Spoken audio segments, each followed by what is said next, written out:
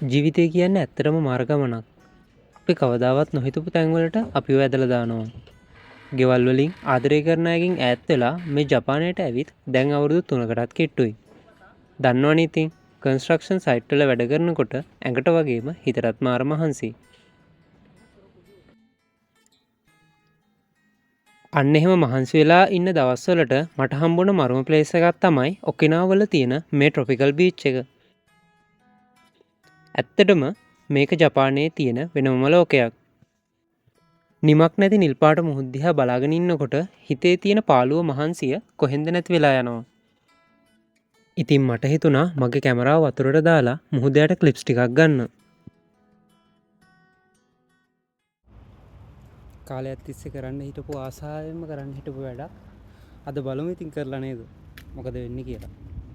හරියයිද වර්ධිද දන්නේ නැහැ. වැරදුනොත් ඉතින් කැමරාවක් තමයි නැති වෙන්නේ. බලමු.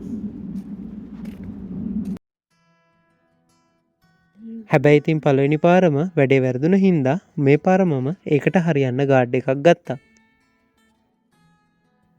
මොකද මගේ වෙලාව කොච්චර හොඳයිද කියනවනම් වෝටර් ප්‍රූෆ් කියලා ගහලා තිබ්බ කැමරාවටත් වතුර ගියා.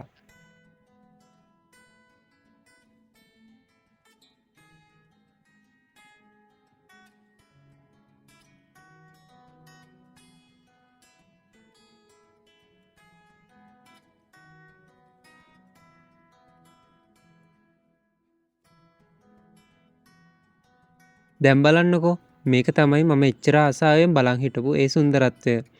මුහුද මතු පිට මොනතරම් රළු වුණත් සද්ද බද්ද තිබ්බත් ඒ හැම දෙයකටම යටින් මෙච්චර නිදහස් මෙච්චර නිහඬ ලෝකයක් තිබ්බද කියලාත් හිතෙනවා.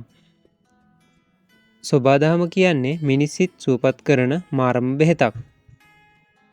ඇත්තටම මේ ජීවිතෙත් හරියට මේ මුහුද වගේමයි. මතු පිටින් බලද්දී අභියෝග වැඩි, බය හිතෙනවා. සමහර වෙලාවට අපිට වැරදීම් වෙනවා. වටිනා දේවල් අහිමි වෙනවා. හැබැයි ඒ අසාර්ථක වීම හමුවේ නතර නොවි හිත හයිය කරගෙන ඉස්සරහට ගියොත් ඒ හැම රළු බවකටම යටින් හැංගිලා තියෙන අපේ ජීවිතයේ ලස්සනම දේවල් අපිට හම්බෙනවමයි. ඉතින් මේක මගේ ජීවිතේ ලස්සනම මතකයක් විදියට හැමදාම ඉතුරු වෙලා තියෙයි. මාත් එක්ක මේ මතකය බෙදාගත්ත ඔයාලා හැමෝටම ස්තුතියි.